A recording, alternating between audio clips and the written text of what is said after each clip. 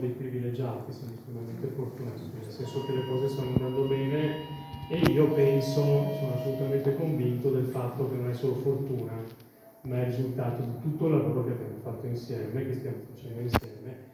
e che dobbiamo riprendere a fare. Dobbiamo ritornare assolutamente sul territorio, dobbiamo ritornare con la popolazione. Sto sistemando e nei prossimi giorni lo farò circolare la nuova bozza del progetto, quello solito con le carte d'identità e quant'altro.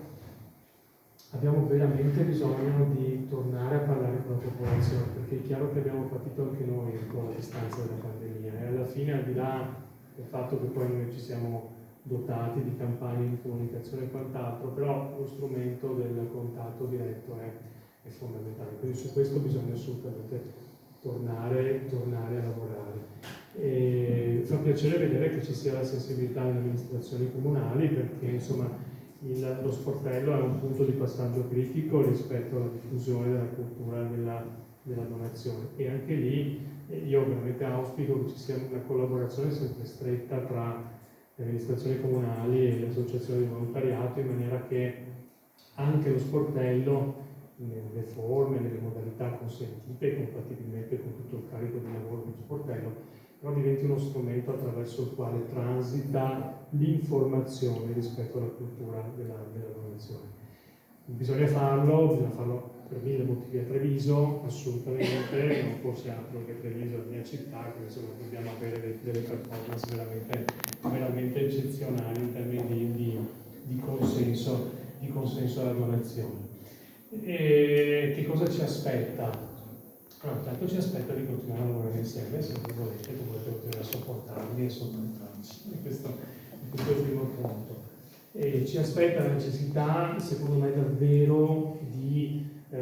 impiegare anche questa campagna su cui abbiamo lavorato insieme per continuare a diffonderla sulla popolazione,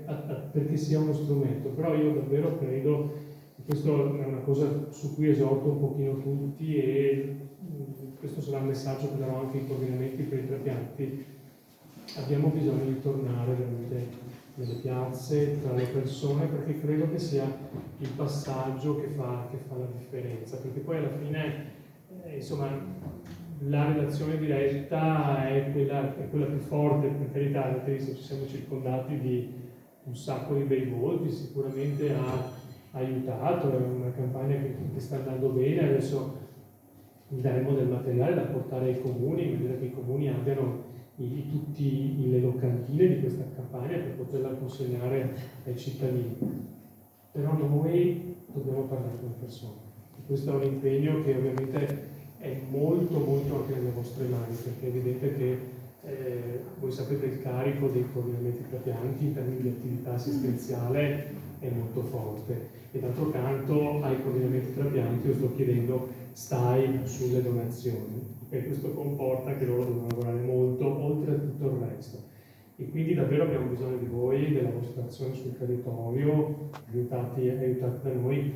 per far sì che la cultura della donazione si rafforzi. Credo che questo sia il passaggio davvero importante. Ci siamo fermati per un paio di anni, forse abbiamo un po', come dire, vissuto di rendita di tutto quello che abbiamo seminato, e che è stato molto, che è stato tanto, ma non dobbiamo mai perdere il punto, perché abbiamo bisogno di tornare a parlare con la popolazione. Dall'altro lato, con il progetto che adesso